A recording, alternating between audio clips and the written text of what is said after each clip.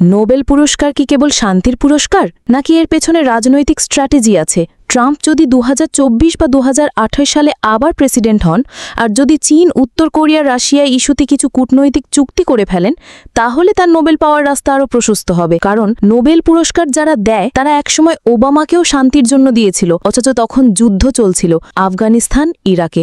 বিশ্বজুড়ে বহু মানুষ ট্রাম্পকে বর্ণবাদী, ইসলাম বিদ্বেষী, বিভক্তিকর নেতা বলে মনে করে। তিনি মুসলিম ব্যান দিয়েছেন, মেক্সিকান বর্ডারে দেওয়াল তুলেছেন, প্যালেস্টাইন ইস্যুতে ফিলিস্তিনিদের পাশে না দাঁড়িয়ে ইসরায়েলকে সরাসরি সাপোর্ট দিয়েছেন।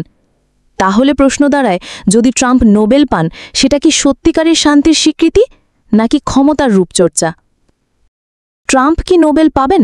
হয়তো পেতেও পারেন, কারণ বিশ্ব রাজনীতিতে শান্তির সংজ্ঞাও এখন অনেকটা পিআর গেম হয়ে গেছে।